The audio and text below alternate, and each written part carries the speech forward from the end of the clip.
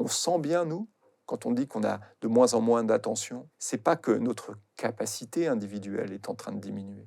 C'est qu'on est comme une mine à ciel ouvert dans laquelle il y aurait des gens qui extraient en permanence la matière qui est notre temps. Avant, dans le domaine du numérique, on disait c'était service for data. On rend du service contre la donnée. C'est vrai, mais en réalité, si tu vois que la donnée, elle sert à extraire notre temps, du coup, c'est en fait du service contre notre temps. Et donc, c'est pour ça qu'on a de moins en moins de temps pour nous. L'ennui n'existe quasiment plus. Le temps même, je le dis dans le livre à un moment donné, du désir en réalité. Pour que le désir existe, il faut qu'on ressente un manque, il faut que quelque chose... Non, on est aujourd'hui rassasié avant même d'avoir désiré.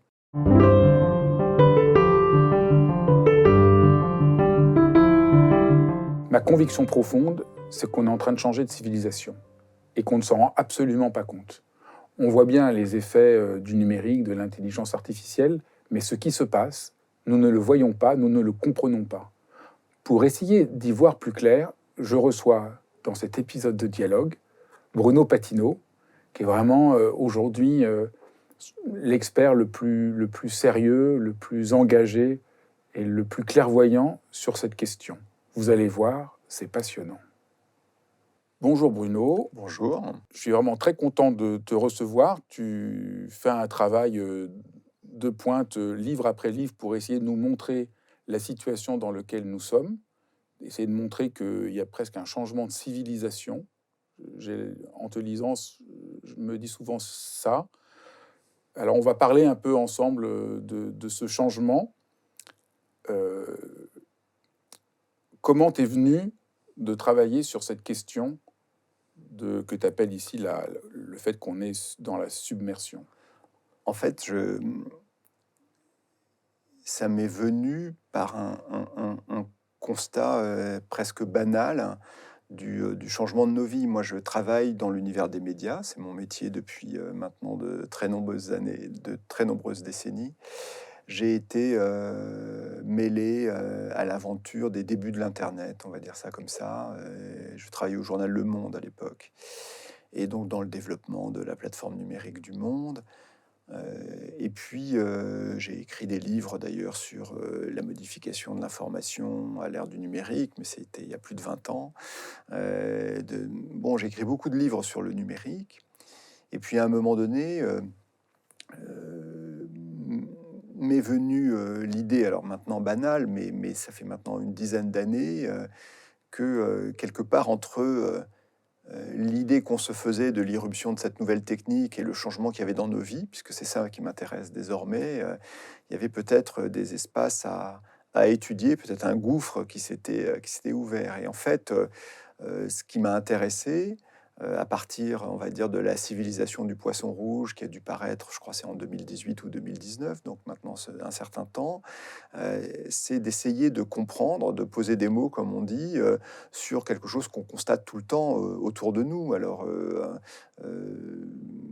pour la civilisation du poisson rouge, c'était des choses aussi banales que la dépendance au portable, que quand même ce qui m'inquiétait beaucoup, petit à petit, la transformation du débat en combat, ce qu'on appelle la polarisation de l'espace public. Et puis j'ai tiré ce fil, et aujourd'hui Submersion, qui est mon dernier livre effectivement, je parle de la fatigue qui parfois peut être la nôtre.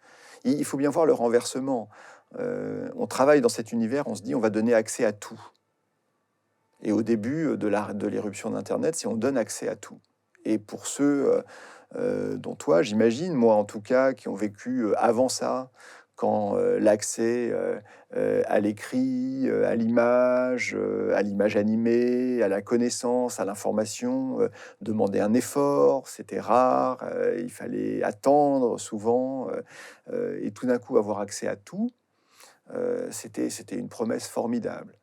Et comment cet accès à tout, à un moment donné, peut s'inverser, et comment on peut ressentir un sentiment d'envahissement, c'est-à-dire j'ai plus accès à tout, mais je me sens envahi par tout, et comment on peut, à un moment donné, subir soit une fatigue, soit un découragement, soit une sorte de retrait. Et c'est ça qui m'a intéressé, en fin de compte. Tu parles, donc il y avait un projet d'Internet qui était une forme d'horizontalité complète, et tu montres très bien que ce projet ne s'est pas réalisé, cette utopie d'une horizontalité, et au contraire qu'il y a une polarisation dans les mains de quelques-uns, et que c'est entièrement aujourd'hui un outil capitalistique où on est dépossédé de soi-même. En fait, oui, tout à fait. C'est-à-dire que si on essaye de synthétiser, on peut le voir de deux choses. D'abord, la première chose, c'est pas confondre la technologie et l'économie de la technologie. Ça, je pense que ça, c'est très important. Moi, je ne suis pas du tout technophobe. Je suis ni technophile, d'ailleurs. Je constate les avancées technologiques. Ça fait partie de l'être humain de construire des innovations technologiques. Et je ne vois pas en quoi le rythme pourrait, à un moment donné, se ralentir ou ralentir. Mais si on essaye de synthétiser, ce que je fais un peu dans la dernière partie, mais peut-être pas aussi clairement que ce que je vais te dire là, je pense qu'en fait, on a vu deux mouvements différents. Et on peut les dater très précisément dans l'histoire. Le premier, c'est ce qu'on pourrait appeler l'utopie du réseau. Et l'utopie du réseau, ça fait très longtemps qu'elle existe. Je m'amuse dans le livre comment dire, à mentionner une expression ancienne de cette utopie du réseau qui date du XIIIe siècle. C'est l'espèce de... Enfin, moine, théologien, chercheur, Raymond Lund, qui était espagnol, qui à un moment pour moi incarne cette utopie du réseau. Il avait créé quelque chose qui mettait en relation, sous forme papier, les concepts différents. Parce qu'il se disait, plus on met en réseau, plus on fait se rencontrer de façon aléatoire les idées, les concepts, les consciences, plus on va créer quelque chose qui va nous rapprocher, alors lui, pour lui, de Dieu, évidemment, il était moine, mais c'était cette idée de l'utopie du réseau, c'est-à-dire qu'en mettant ensemble nos réflexions, notre connaissance, etc. C'est une utopie très forte qui a présidé au début de l'Internet. Tout d'un coup, cette horizontalité que tu mentionnes très bien, ce fait que nous allions tous pouvoir partager des choses, a été une utopie extrêmement forte qui existe encore. Et pour ma part, je ne l'ai pas complètement oubliée, et en tout cas, je ne la gomme pas. Elle sous-tend encore le fait qu'on peut utiliser ce réseau pour partager des expériences comme la nôtre en ce moment, pour se mobiliser pour des causes, pour faire de l'économie du partage, etc. Et d'ailleurs, dans les débuts de l'Internet, dans les années 90, dans la deuxième moitié des années 90, il y a eu cette déclaration un peu étrange qui s'appelait la déclaration d'indépendance du cyberespace. C'est un peu le début de l'utopie. C'était John Perry Barlow, qui était un homme très étrange, libertaire, à la fois parolier du Grateful Dead, fermier, ayant fait des tas d'expériences étranges avec Timothy Leary aussi, mais qui était très inspiré par Teilhard de Chardin. Moi, j'ai eu la chance de rencontrer John Perry Barlow, et lui était persuadé que le réseau, l'Internet, c'était la noosphère de Teilhard de Chardin, c'est-à-dire une conscience universelle qui agit comme une couche supplémentaire dans notre humanité. Et on retrouve tout ça dans l'utopie du réseau. Et qui a d'ailleurs sous-tendu le fait qu'on ait dit il ne faut pas intervenir dans cette conscience universelle en train de se créer. Il ne faut pas la réguler, il ne faut pas donner des règles, bas les pattes, les gouvernements, les États. Ici, c'est ce qu'il disait dans sa déclaration, de bas les pattes. Ici, c'est un territoire nouveau qui se crée. Donc l'utopie du réseau, elle est très forte, elle continue à exister. Mais l'autre chose qui est arrivée, qui s'est invitée de façon peut-être prévisible, mais en tout cas dans des dimensions qu'on ne pouvait pas imaginer, c'est ce que j'appelle l'économie de la donnée. C'est-à-dire, c'est le capitalisme des données. Et donc on va pas ici faire un cours historique. Je mentionne, ça arrive au milieu des années 2000. Tout d'un coup, ces services qui se créent, qui rendent des services, la recherche, le moteur de recherche, la mise en relation de personnes, etc., rentrent en bourse, doivent trouver un modèle économique. Le modèle économique qu'ils trouvent, eh bien finalement, d'abord c'est un modèle publicitaire, hein, et le modèle publicitaire, ça veut dire deux choses. Ça veut dire certes qu'il faut pousser les gens à passer le plus de temps possible sur leurs écrans pour leur vendre de la publicité, mais pour qu'il soit très efficace, hein, ça veut dire que plus j'ai de données, plus je sais de choses sur l'utilisateur, à la fois sur ce qui il est et sur la façon dont il se comporte, plus j'ai une publicité efficace. Et donc c'est le moment dans lequel toute l'économie de l'Internet va commencer à extraire, et la notion d'extraction est très importante, le plus de données possible des individus. Et je pense qu'on peut s'arrêter 2 secondes là-dessus. Ce n'est pas seulement les données qui sont nécessaires pour rendre un service. Par exemple, si moi je suis juste un GPS, j'ai besoin de savoir où je vais et d'où je viens et où je vais. Ça, c'est les données nécessaires pour me rendre le service de ma localisation. Mais les plateformes Internet vont à un moment donné extraire le plus de données possible de l'utilisateur. C'est-à-dire, si je prenais cette métaphore du GPS, et c'est juste une métaphore là, demander mais qui il est, pourquoi, quelle est sa taille, quel est son revenu, qu'est-ce qu'il aime, qu'est-ce qu'il mange, etc., pour commencer à lui proposer des tas de services associés. Et c'est cette économie de la donnée qui, en ce qui me concerne, provoque une très grande partie de tout le dysfonctionnement dont j'ai parlé et dont je parle, à la fois, et ça se démontre très bien, à la fois la dépendance aux écrans, qui est un produit, j'allais dire, de cette économie des données, et un produit recherché, puisque ça permet d'augmenter le chiffre d'affaires, cette polarisation générale qui est la nôtre, et puis, in fine, ce sentiment d'envahissement ou de submersion qui peut être le nôtre. J'interromps quelques secondes l'épisode pour vous dire merci. Si vous êtes sur ma chaîne et vous êtes si nombreux à écouter Dialogue, c'est que vous êtes intéressés à prendre soin de vous, à avoir souci du monde, à vouloir développer plus d'affection, de tendresse, de chaleur dans ce monde qui en a bien besoin.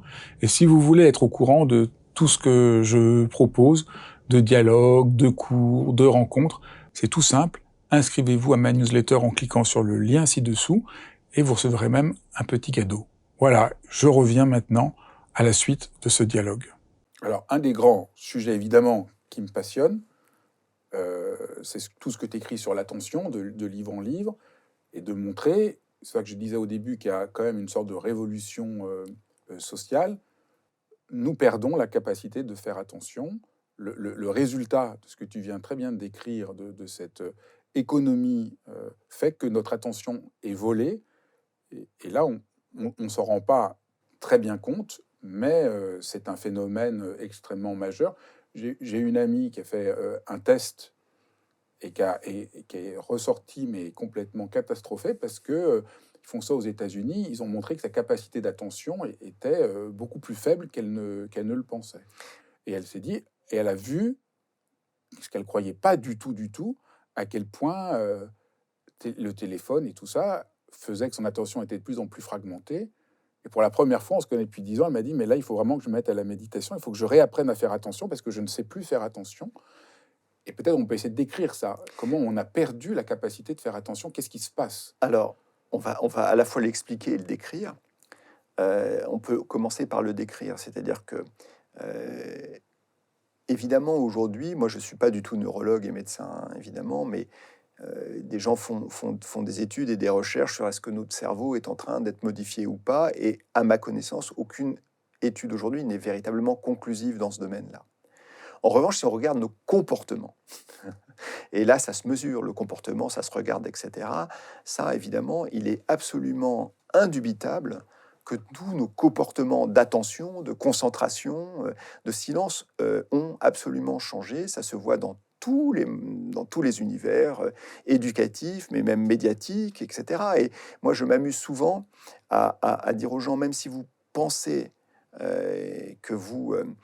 si vous n'y croyez pas, vous avez plein de petits indicateurs qui vous montrent. Par exemple, quand vous allez au cinéma, regardez le raccourcissement de la durée des plans.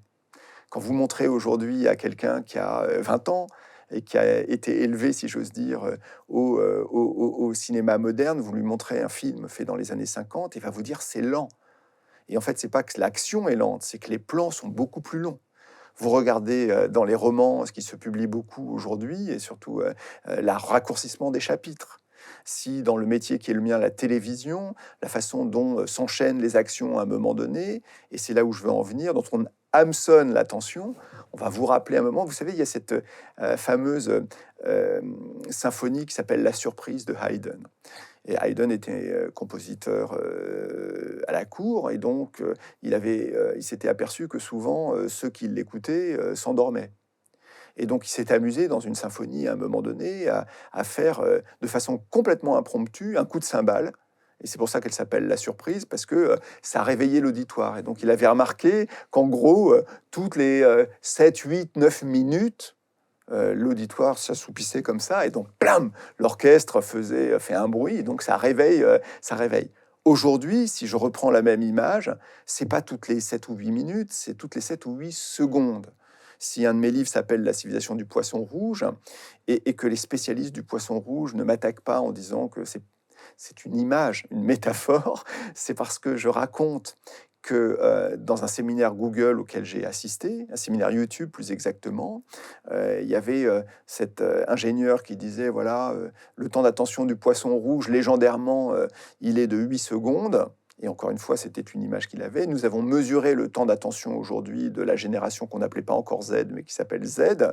Si au bout de 9 secondes, quelque chose ne s'est pas passé, il s'ennuie.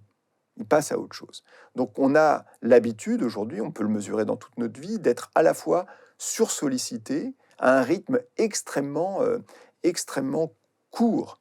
Ça produit de la dopamine parce qu'on regarde la récompense, ça produit un effet de récompense et on devient, entre guillemets, dépendant de cet effet de récompense permanent.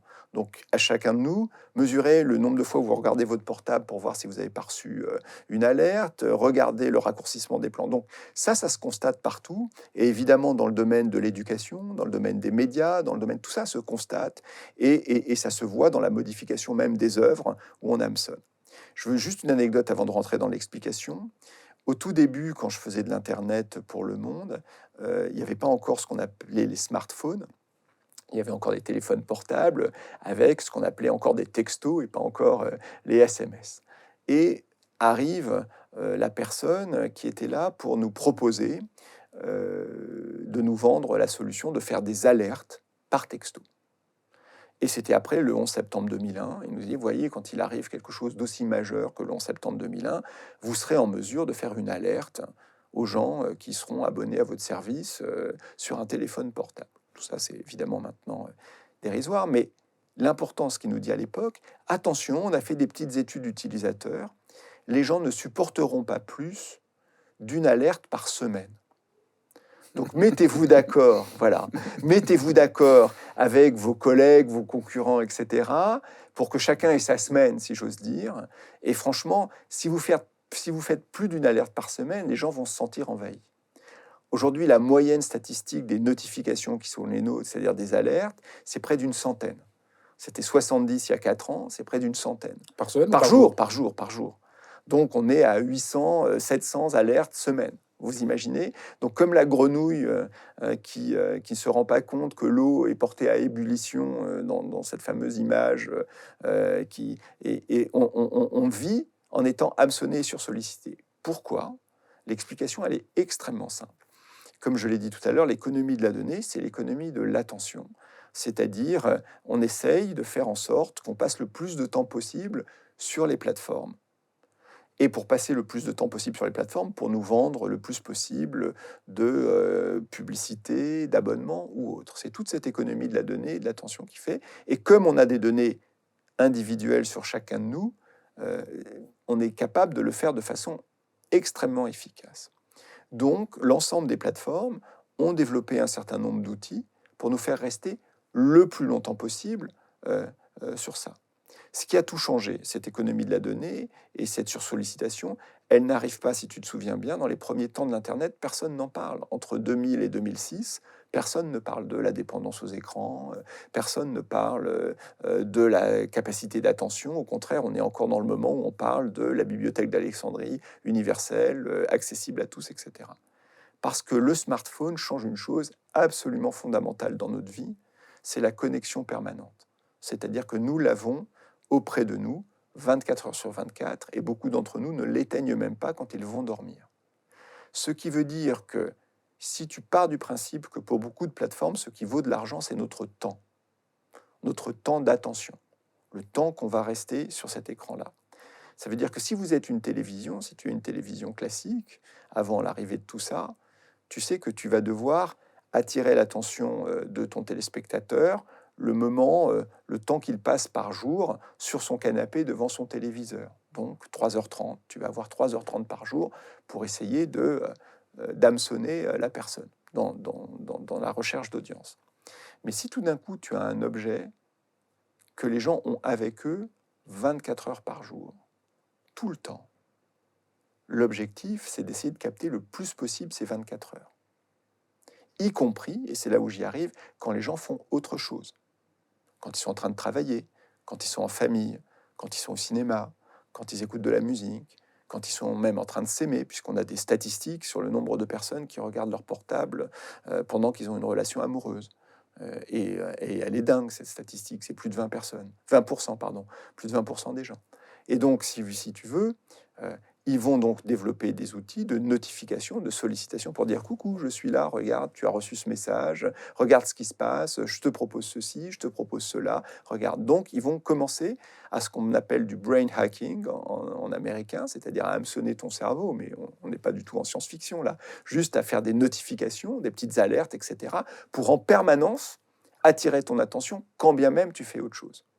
Surtout si tu es en train de méditer en silence, surtout ils vont te dire non, reste pas tranquille, regarde-moi, parce que si tu me regardes, pour mon chiffre d'affaires, c'est bon. Et une fois que tu seras sur ces plateformes, ils vont développer un certain nombre de mécanismes pour te faire rester sur cette plateforme qui va encore plus perturber ton mécanisme d'attention. Et il y a un mécanisme assez connu qui est celui qui, encore une fois, rien de tout ça n'a trait ni à la science-fiction ni au complotisme, d'ailleurs parce que tout ça est étudié, mentionné. Il y a des travaux, par exemple, d'un laboratoire à Stanford, qui est le laboratoire de captologie, qui est dirigé par un monsieur qui s'appelle B.J. Fogg, à Stanford, donc l'université au cœur de la Silicon Valley. Et eux, ils disent très bien, c'est dans leur programme, nous marions les computer science, donc les sciences informatiques, avec les neurosciences, pour faire en sorte que les gens restent le plus possible sur les plateformes. Voilà, c'est l'objectif. Et donc, par exemple, beaucoup de plateformes utilisent le mécanisme de la récompense aléatoire. La récompense aléatoire, c'est ce qui fait marcher les machines à sous au casino. Ce qui fait que, parce qu'on perd souvent, on gagne parfois, et très très rarement on gagne énormément, on finit par être dépendant de la machine, enfin, des personnes finissent par être dépendants de la machine et jouer de façon compulsive. C'est la dépendance au jeu. Ça a été très bien étudié par quelqu'un qui s'appelait Burrus Frederick Skinner dans les années 30. Il a fait tous ses travaux là-dessus, à base de souris et de pigeons. Bon. Eh bien, ce laboratoire-là a conseillé aux plateformes, et notamment Facebook, Meta ou autres, dans leur gestion de contenu algorithmique, de mettre en œuvre ce système de récompense aléatoire pour justement nous rendre dépendants. C'est-à-dire, concrètement, par exemple, qu'est-ce que c'est une récompense aléatoire? Ce que disait Burrus Frederick Skinner, il donnait l'exemple d'une souris qu'il avait enfermée dans une boîte, dans une boîte transparente. Et dans cette boîte, il y a un distributeur de nourriture, un bouton. Et donc, il avait testé 2 situations. La première situation, à chaque fois que la souris appuie sur le bouton, de la nourriture tombe. C'est un distributeur classique. On s'aperçoit qu'il faut très peu de temps pour que la souris devienne maîtresse du bouton. Elle appuie quand elle a faim. Le reste du temps, elle va qu'à ses occupations, dans sa roue, elle fait d'autres jeux. Et puis quand elle a faim, elle va vers le bouton, elle appuie, elle prend. Et puis voilà. Donc elle est maîtresse de l'outil. Et puis d'autres fois, on a dit, tiens, on va faire se comporter ce distributeur de nourriture comme une machine à sous. Donc elle appuie et souvent il tombe rien. Parfois il tombe un peu. Et rarement, il tombe énormément de nourriture, exactement comme une machine à sous dans laquelle on peut jouer du jackpot. Qu'est-ce qu'il a vu au bout d'un certain temps? Eh bien, la souris ne quittait plus le distributeur et appuyait de façon compulsive sur le bouton, quand bien même il y avait encore de la nourriture plein sa cage, parce qu'elle n'avait pas tout mangé quand elle avait énormément gagné de choses. Donc, souvent, elle ne gagnait rien, parfois elle gagnait beaucoup, et parfois elle gagnait peu, et rarement elle gagnait beaucoup. Nourriture. Et donc la nourriture, là, c'était plus la souris qui est maîtresse de l'instrument, mais l'instrument qui devient maître de la souris, puisque la souris ne le quitte plus et appuie de façon compulsive sur ce distributeur de nourriture. Mais comment ça se passe concrètement dans nos téléphones portables? Je vais expliquer. Donc c'est ce qui explique les machines à sous, ce qui fait que les gens restent dépendants des machines à sous. Dans nos téléphones portables, sur un fil qui peut être un fil TikTok, un fil Facebook ou autre, l'algorithme mélange les contenus et va faire en sorte que souvent, c'est très satisfaisant pour toi Mais souvent aussi, ça ne t'intéresse pas. Et parfois, ça t'intéresse un peu. Donc, va se comporter comme une machine à sous. Contrairement à ce qu'on pense, l'algorithme ne va pas toujours pointer ce qui t'intéresse le plus tout le temps, à tout moment. Donc, il y a ce mélange-là de cette récompense aléatoire dans un certain nombre d'algorithmes. Et donc, c'est une récompense. Et donc, on reçoit un petit peu de dopamine et c'est sympa. Et ça nous rend dépendants de ça. Et sur beaucoup de choses, beaucoup de fils, cette récompense aléatoire-là est un mécanisme d'organisation des contenus. Ce qui fait que, par exemple, sur une plateforme de rencontre, à un moment donné, il y a des gens qui pourront nous correspondre très... On va alors, soit on scrolle, soit on swipe, suivant la plateforme, dans le sens horizontal ou vertical, mais on va s'apercevoir que souvent, il y a des... Ah non, là, non, non, non. Ah oui, oui, oui, formidable. Ah, peut-être, etc. Et cette espèce de récompense aléatoire. Alors, il y a beaucoup d'autres systèmes qui sont utilisés, l'effet de complétude, ça c'est typique, hein, c'est l'autoplay sur YouTube, qui fait que nous, êtres humains, êtres humains, on adore compléter les tâches. Il y a quelque chose dans notre cerveau qui est fait que quand on commence quelque chose, même si c'est pas totalement satisfaisant, on a envie de le terminer. Donc, qu'est-ce qu'on fait? On fait un autoplay. C'est-à-dire qu'à chaque fois que tu as terminé quelque chose, il y a tout de suite un autre truc qui s'enchaîne derrière, parce que ça va favoriser effectivement ton mécanisme de continuer à le faire de façon compulsive, parce que on aime bien avoir ça. Ou il y a l'effet aussi d'expérience optimale, hein, qui fait que, par exemple, sur un certain nombre de jeux, on sait que si l'expérience est trop facile, tu vas te lasser vite et tu vas arrêter. Si c'est trop difficile, au bout d'un certain temps, tu vas te lasser aussi. Donc, il faut que ça soit ni trop difficile, ni trop facile, pour que finalement, tu fasses ça de façon permanente et récurrente. Donc, encore une fois, rien d'illégal, rien même, entre guillemets, de contestable, à la limite, si ton économie est l'économie du temps des gens, c'est normal que tu essayes de leur en extraire le plus possible. Et surtout, rien de secret, rien de complotiste. Mais le problème, c'est que cette économie-là, il y a deux problèmes. D'abord, elle a un outil à sa disposition, qui est un outil qu'on a avec nous 24 heures sur 24 et qu'on n'arrive pas à laisser de côté. Donc même la nuit, on va recevoir des alertes, des messages. Et l'autre problème, ou l'autre impact, c'est que comme toutes ces plateformes ont des capacités d'extraction de données extrêmement puissantes, j'allais dire, de notre identité et de nos comportements, eh bien, elles peuvent être quand même tout à fait performantes. Et donc, ce que j'essaye de dire dans les livres, dans la civilisation du poisson rouge, dans Submersion maintenant, etc., c'est que une des conséquences de notre vie, en fait, c'est qu'on ne se rend pas compte que ce qui est extrait de nous en permanence pour nourrir cette économie numérique, c'est notre temps. Et donc, effectivement, il y a un double phénomène. C'est à la fois l'accélération, c'est-à-dire qu'on essaye en permanence d'augmenter de façon économique, là, je mets des guillemets, productivité de notre temps. Regarde quelque chose. Moi, je fais beaucoup dans les livres, j'essaye de faire à la fois un peu de mention philosophique, mais aussi de pop culture ou littéraire ou autre. Mais j'aime bien aussi les petits exemples qu'on ne voit pas alors qu'ils sont devant nous. Tu te rends compte que quand même sur les plateformes vidéo comme Netflix ou YouTube, tu peux regarder aujourd'hui les séries en accéléré. Et beaucoup le font.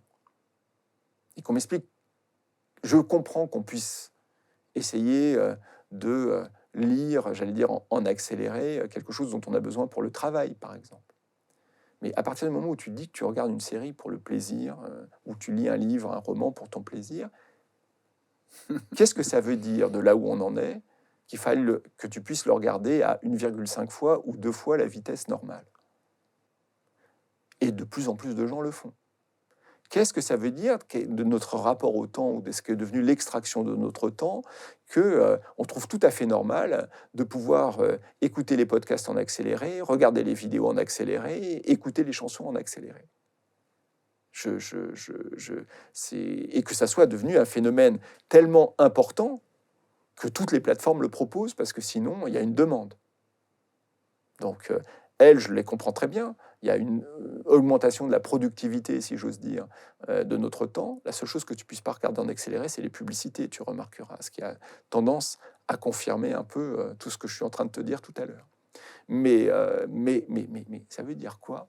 Le moment où tu te dis, tu t'imagines rentrer dans un cinéma, on te dit, bon, alors là, vous pouvez voir ce film-là en vitesse normale, et puis là, finalement, ce film qui dure 3 heures, vous allez pouvoir voir en 1 heure et demie à 2 fois.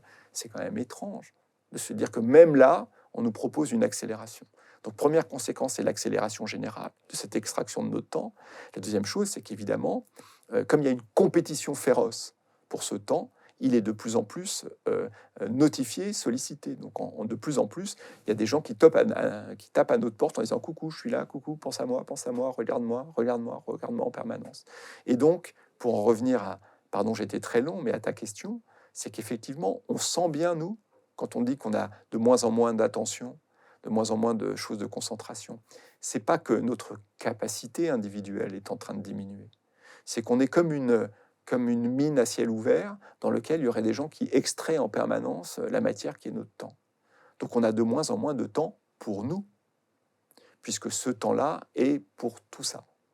C'est en fait, moi je disais toujours, avant dans le domaine du numérique, on disait c'était service for data. On rend du service contre la donnée. C'est vrai, mais en réalité, si tu vois que la donnée, elle sert à extraire notre temps, du coup, c'est en fait du service contre notre temps. Donc tout ce service, tout cet environnement qu'on a et qui apporte des choses extraordinaires. Moi, encore une fois, je ne suis pas du tout technophobe. Je ne suis pas du tout pour dire on brûle les téléphones portables, on va en haut de la montagne. En fait, en ce moment, on a du service for time, c'est-à-dire du service contre notre temps. Et donc, évidemment, les gamins, les ados, nous-mêmes, on est tous en permanence sursollicités sur cette valeur extraordinaire qu'on a et qui vaut beaucoup d'argent, qui est notre temps.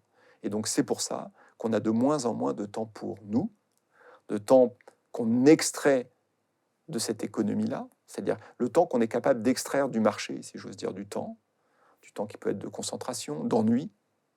L'ennui n'existe quasiment plus, le temps même, je le dis dans le livre à un moment donné, du désir en réalité. Pour que le désir existe, il faut qu'on ressente un manque, il faut que quelque chose... Non, on est aujourd'hui rassasié, ce que je dis là, avant même d'avoir désiré. Et donc, tout ce temps pour nous, non, il a été extrait et Le temps de la vie est nié, au fond. Le temps de la vie, dans ce que ça demande de patience, d'ennui, de désir.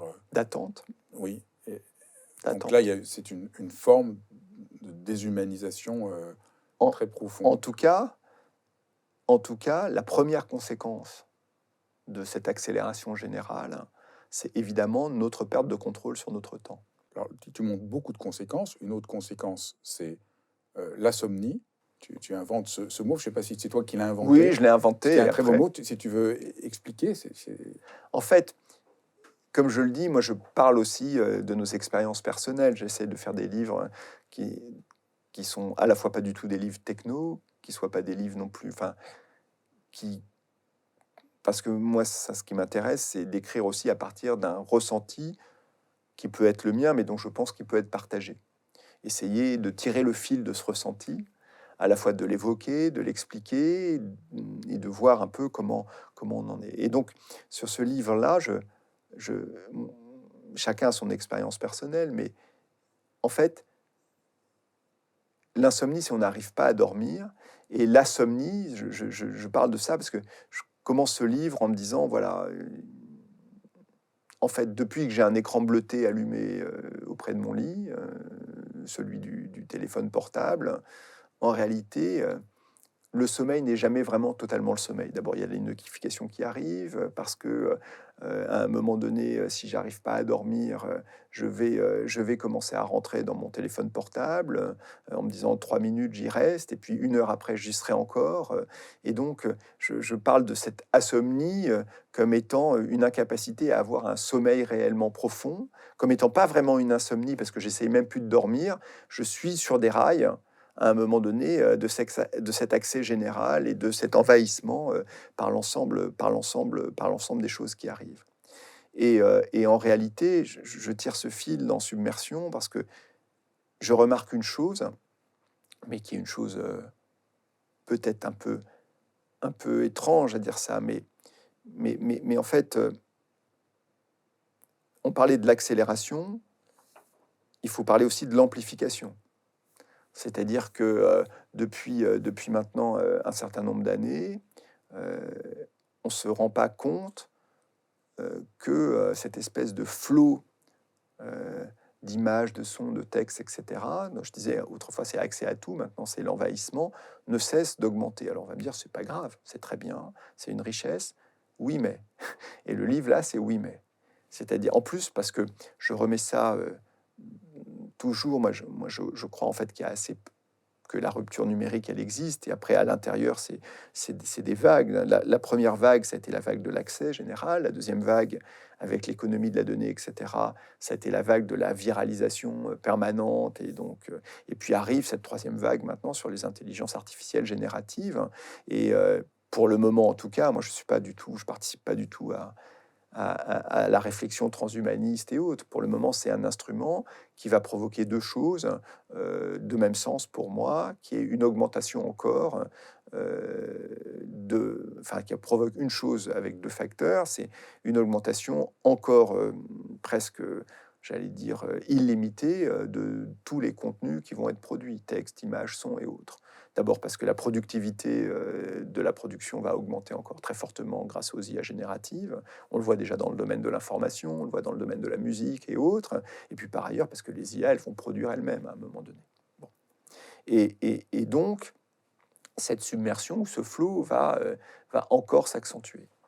Et donc, qu'est-ce que ça veut dire si à un moment donné, nous-mêmes, quand on est sur une plateforme vidéo, on a accès à 40 000 programmes. Si 40 000 est le vrai chiffre, hein, 41 000 exactement. Si je suis abonné à une plateforme de streaming, j'ai accès à 100 millions de titres, enfin entre 81 et 100 millions de titres. On imagine ce que c'est d'avoir ça. Bon. Et donc ça va continuer à augmenter, ça nous semble tout à fait normal. Et je constate, et après je vais essayer de tirer le fil, je constate que ça, de la même façon que le fait d'être sursollicité en permanence nous fatigue, parce que ça mange notre temps, ça aussi, ça nous fatigue dans notre vie. C'est ça qui m'intéresse. C'est-à-dire que, et je peux prendre un exemple précis, on constate, on a fait faire cette étude-là, Fondation Jean Jaurès, Arte, mais Oxford, l'université d'Oxford l'a fait, le Pew Research aussi. Par exemple, dans le domaine de l'information, on s'aperçoit qu'il y a ce qu'on appelle la fatigue informationnelle qui touche un Français sur deux, et que 34% ne veulent plus s'informer parce qu'il y a trop d'informations. J'en ai marre, je me retire. Je pense, mais peut-être c'est ma formation, que ne plus s'informer, c'est grave, parce que on ne participe plus à l'espace public, au débat public, au vote de façon éclairée. Et je me dis juste, je constate quand même que dans beaucoup de cas, il y a comme cette fatigue qui nous prend tous, cette lassitude. Il y a trop de trucs et je ne sais plus quoi. Et donc, qu'est-ce que ça veut dire? Donc là c'est important. Une seconde. Tu montres qu'il y a un renversement. On croit que le fait qu'on ait plein de données va nous permettre de mieux choisir. Et là, ce qu'on est en train d'expliquer, c'est que ça nous empêche de choisir. Exactement. Et donc là, il y a un renversement très radical que tu es en train de décrire. Voilà, c'est-à-dire qu'il y a deux idées majeures dans ce livre Submersion. C'est tout ce flot de contenu, ça a deux conséquences. Moi, je suis toujours dans les conséquences, c'est ça qui m'intéresse. La première qui après s'imbriquent, la première qui s'imbriquent et qui peuvent s'imbriquer de façon un peu problématique. La première conséquence, c'est qu'on n'arrive plus à choisir. Et donc, quand on n'arrive plus à choisir, on fait deux choses, et je vais expliquer pourquoi après. On fait deux choses quand on n'arrive plus à choisir. La première chose, on peut faire deux choses. La première, c'est on laisse tomber. On procrastine infini. Il y a un auteur américain, une autrice, on dit maintenant, qui appelle ça la procrastination infinie. Donc, on peut plus. On dit, je laisse tomber. Je choisis plus. Donc, on se retire du monde de certains trucs. Tu me dis, si on se retire d'une plateforme vidéo, c'est pas grave. Oui, non, c'est pas grave. Si on se retire du débat public, de l'information, c'est déjà plus grave. Bon. Ou la deuxième chose, on délègue. Je sais pas choisir, je choisis à ma place. Bon. Alors, si on délègue à la personne avec qui on vit, un ami, ou etc., là aussi, c'est pas grave. Qu'est-ce qui se passe quand l'économie numérique de la donnée qui n'attend que ça, on délègue aux algorithmes? C'est-à-dire, on délègue à une façon qu'on a de nous calculer. Donc, juste pour expliquer pourquoi le choix, on a tous grandi, en tout cas moi le premier, avec cette idée qu'il y avait une identité entre le nombre d'options qui nous sont proposées et la liberté qui est la nôtre. Que si je te donne le choix entre deux options, et que si demain, je te donne le choix entre 15 options, ben, tu es plus libre quand tu as le choix entre 15 options que quand tu as le choix entre 2 options. Et on a tous grandi avec cette idée-là, très nourrie par la philosophie des Lumières d'ailleurs. C'est-à-dire que... Et qu'on peut constater, c'est vrai. mais bien sûr que c'est vrai. Si je veux avoir 15 choix, je suis plus libre que si j'en ai que 2. Si je peux lire que 2 livres, j'ai moins de choix que si je peux lire 15. Voilà. Mais Mais c'est là où, si j'ose dire, le bas blesse. C'est si à un moment donné, de façon horizontale, au lieu de te proposer 15 livres, je t'en propose 450 000, je peux plus savoir quoi faire. et ben voilà. Sauf si j'étais très très très bien formé et éduqué à l'avance. Et donc ça renforce l'inégalité. Si Ouais. j'étais très bien formé, là je peux réussir à savoir m'orienter. Sauf si tu savais auparavant ce que tu voulais choisir C'est en clair. réalité. Oui, mais sinon... Grâce à l'éducation. Voilà. Mais sinon, si j'ai pas une très bonne éducation, voilà, je n'ai aucune possibilité de me repérer et de savoir faire la distinction entre ce qui est vraiment ce que j'ai besoin, ce qui va m'éclairer, ce qui est juste de seconde main, ce qui est de premier alors, ordre. il y a des tas de choses qui nous montraient déjà ça. Et par exemple, dans le domaine de la télévision, tous les professionnels savent que, évidemment, quand les gens ont 3 chaînes, ils zappent entre 3 chaînes, ils sont très heureux. Quand ils ont 12 chaînes, ils zappent entre 12 chaînes et ils sont très heureux. Tu vas me dire, bon, jusqu'à là, Bruno, c'est normal. Quand ils ont le choix entre 50 chaînes, ils zappent entre 17 chaînes, pas 50. Et quand ils ont 450 chaînes, ils zappent entre 10. Donc à un moment donné, il y a un rendement décroissant des options qui sont proposées. Alors il y a un monsieur qui est, qui s'appelle Barry Schwartz, qui a fait un livre très important, enfin, que je considère important, qui est maintenant un peu ancien, qui s'appelle Le paradoxe du choix, et où il explique tout ça, où il explique, je crois qu'il enseigne à Harvard, enfin en tout cas dans une grande université américaine, et il explique que quand on dépasse un certain nombre d'options, alors on ne sait plus choisir. Ou, si on choisit, on est malheureux. Et c'est ce qu'il appelle le paradoxe du choix.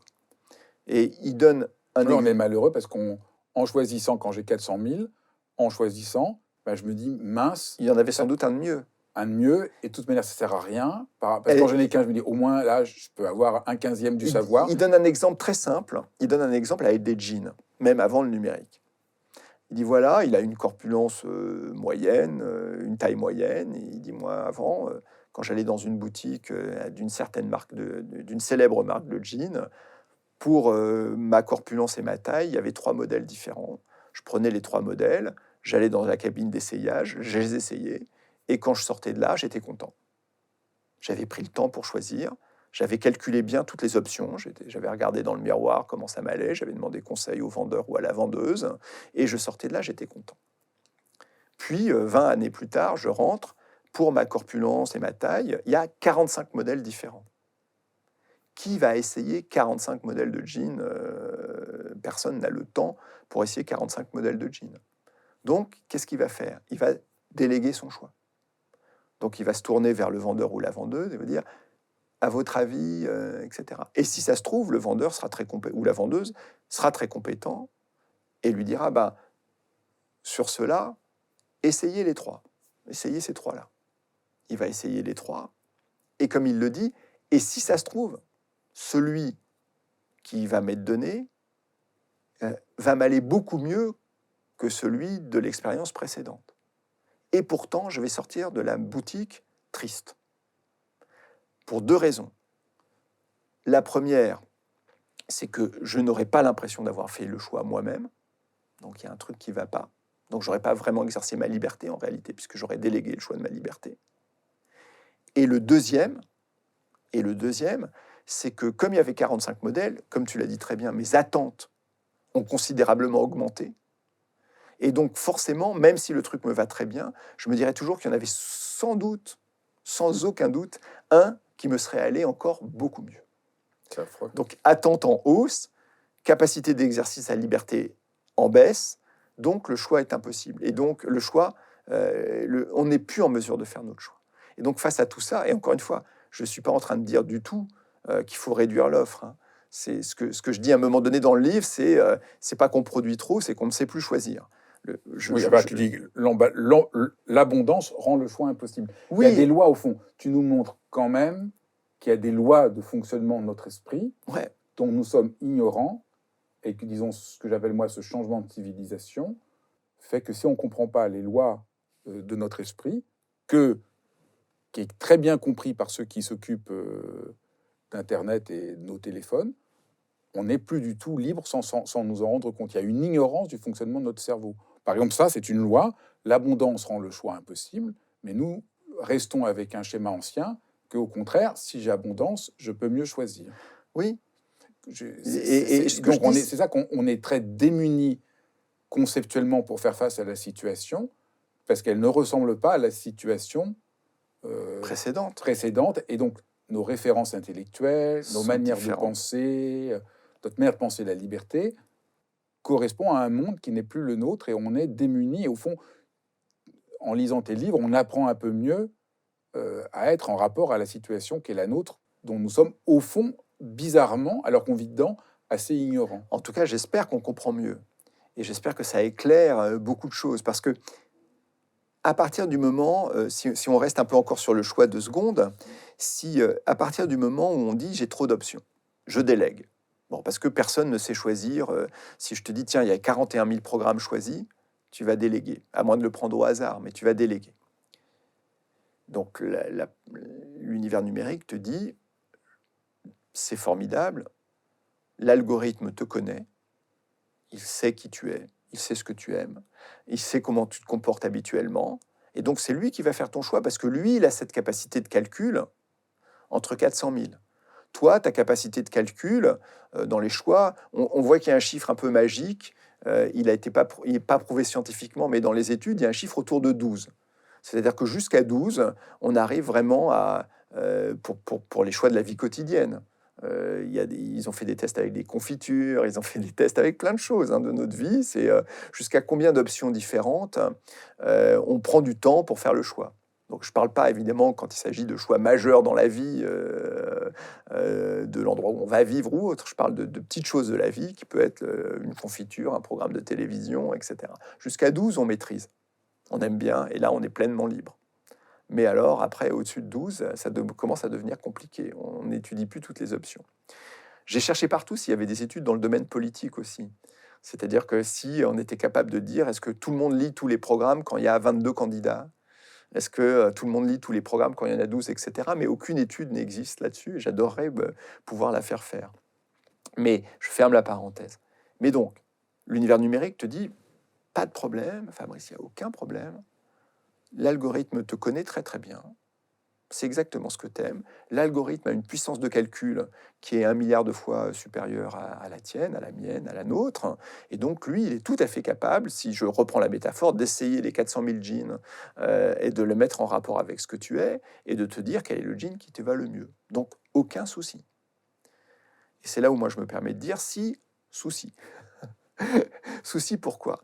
Parce que qu'est-ce que ça veut dire quand nos choix sont la résultante d'un calcul, et non pas de notre libre arbitre, de notre discernement, c'est un mot, comme tu l'as vu dans le livre, que j'aime beaucoup, de notre libre arbitre, du temps que l'on prend de nous pour faire le choix. Eh bien, il y a d'une certaine façon une réduction. Donc, je ne vais pas rentrer dans le détail ici, c'est-à-dire que le calcul n'est qu'une partie approximative de nous-mêmes. Et donc le choix, et là je ne parle même pas des choses sur lesquelles on est en train de résoudre, qui sont ce qu'on a appelé les bulles de filtre, c'est-à-dire que le calcul te propose uniquement la répétition à l'infini de ton passé, comme ce film Le jour de la marmotte, où Bill Murray se réveille et vit toujours le même jour. Donc l'algorithme, c'est fini ça, l'algorithme qui te propose toujours le même contenu, etc. Évidemment, ils sont capables de mettre de la diversité dans les contenus, etc. Donc je ne parle même pas des bulles de filtre, tout ce qu'on a appelé comme ça. Je dis juste le fait d'être calculé philosophiquement, ça veut dire quoi? Quand notre vie commence à être la résultante d'un calcul. Je ne veux pas ici ouvrir de débat, moi j'ai pas de compétences dans l'éducation, mais regarde même la réception ou le stress qu'induit pour tous les jeunes lycéens ou lycéennes le fait de devoir rentrer dans Parcoursup et l'algorithme de Parcoursup qui va à un moment donné déterminer par les choix, etc. D'un point de vue philosophique, et c'est là où je vais en revenir, utilitariste. Un algorithme d'orientation, c'est formidable. Parce que ça calcule, ça permet d'amener de l'équité, calculer de l'équité quantitative, de tout ce que tu veux. Mais du point de vue de la réception de nous, êtres humains, quand les orientations ou les grands choix de notre vie commencent à être le résultat d'un calcul, c'est pas du tout la même réception qui est faite pour nous. On sent bien que là, il y a quelque chose qui coince, si j'ose dire, qui va pas. C'est très important. Moi, comme philosophe, je peux que dire la réduction de tout au calcul. Et ça, c'est aussi un autre rêve. On a le rêve que quand on pourra tout calculer, ben, ce sera bien. Et en fait, c'est une déshumanisation dont les conséquences sont catastrophiques voilà. pour chacun d'entre nous. Et on va tirer deux fils. C'est-à-dire que là, évidemment, je fais moi aussi référence à ça, c'est-à-dire et même à la critique de l'utilitarisme par Bernard Williams, quand le philosophe, quand il dit que vraiment un système ne peut pas être un agent moral, et donc un calcul non plus. Mais donc je dis, voilà, ce qui arrive là en ce moment, on a parlé d'accélération et d'amplification, c'est ce qu'on pourrait appeler, en paraphrasant Michel Houellebecq, l'extension du domaine du calcul. Donc ce qu'on est en train de vivre en ce moment, et j'essaye de le mentionner dans mes livres, et pour moi, s'il y a une chose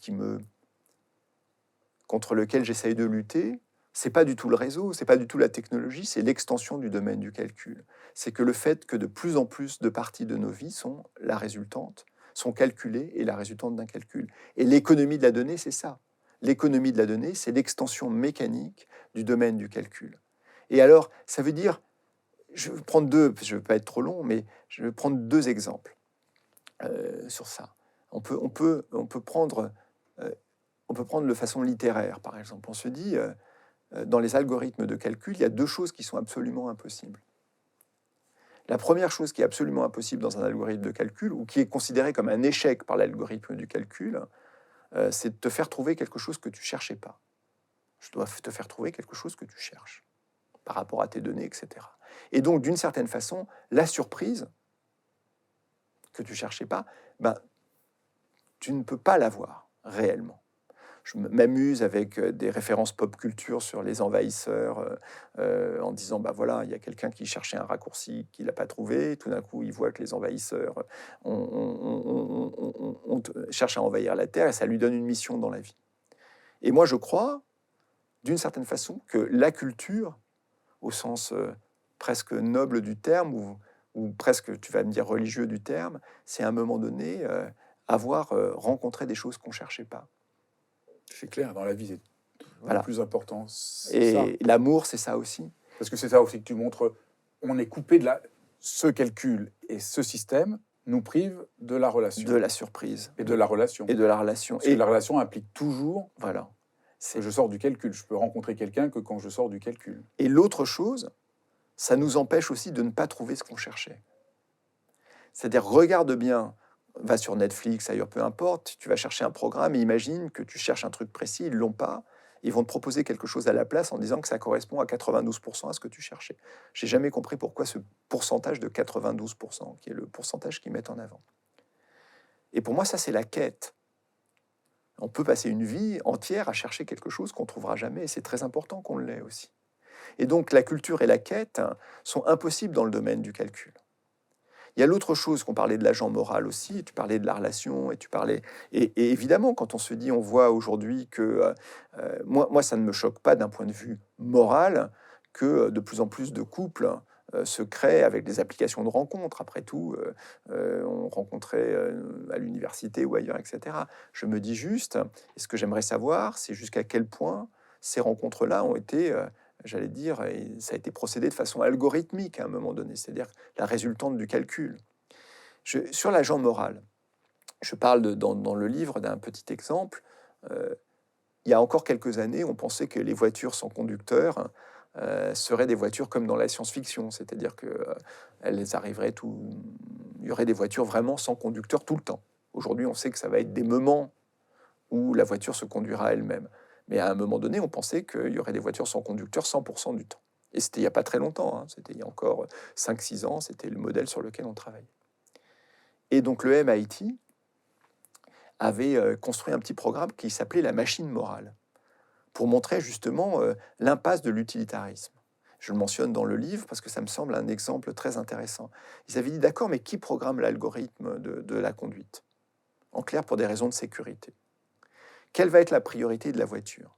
Est-ce que la priorité de la voiture, ça va être de dire, je sauve la vie de mon passager, quoi qu'il arrive? Sous-entendu, même si à un moment donné, je dois écraser 4 enfants qui traversent pour pas me prendre le poteau.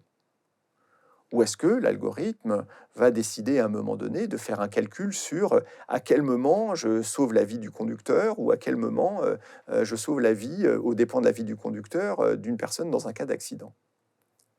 Et donc, le MIT s'était amusé à un moment donné à pousser et à dire, ben voilà, on vous fait un petit jeu, c'est d'ailleurs toujours en ligne, hein, ça s'appelle The Moral Machine, et il te met des questions. Alors au début, c'est très simple. Je suis un conducteur, et puis traverse devant moi un enfant rouge. Pour pas l'écraser, je me prends le poteau en béton. Il a 3 ans, l'enfant. Moi, je suis un homme qui a déjà vécu sa vie. Le calcul est simple. Puis tu avais la situation inverse, quelqu'un de 98 ans, atteint d'une maladie en stade terminal, traverse en plus sans être autorisé parce que elle traverse alors que le feu est vert pour les voitures, donc je l'écrase, dépend de ma vie. Bon, le calcul, c'est bizarre, mais tu le fais. Et puis évidemment, les situations sont de plus en plus complexes. Et tu t'aperçois que le calcul est de plus... Tu arrives dans la réalité du calcul, c'est-à-dire qu'en fait, il faut calculer, il faut avoir des paramètres de calcul de la valeur mathématique d'une vie. Et tu arrives à une impasse. Ce qui m'a intéressé, c'est que non seulement tu vois que c'est une impasse, que c'est épouvantable de commencer à calculer comme ça, comme le font une compagnie d'assurance pour à un moment donné décider de combien est d'indemnisation, le prix d'une vie en permanence dans nos calculs, mais ce que tu t'aperçois, c'est que d'autres ont travaillé sur cette machine et ont dit, vous savez que dans presque 90% des cas, quoi qu'il arrive, le conducteur va éviter la personne devant lui, même au péril de sa vie. C'est-à-dire que nous, êtres humains, on ne va pas du tout faire le calcul. On va avoir à un moment donné, alors je ne sais pas si c'est un réflexe moral, philosophique, on va se dire non, je sauve la vie qui est devant moi, même aux dépens de ma vie. Et donc le monde du calcul nous amène dans un utilitarisme qui n'est pas celui de l'espèce humaine. Et évidemment, pour finir avec ça, en plus de ça, le calcul n'est que la réduction de la caricature de nous-mêmes. Et donc ça nous met en interaction que des caricatures de nous-mêmes.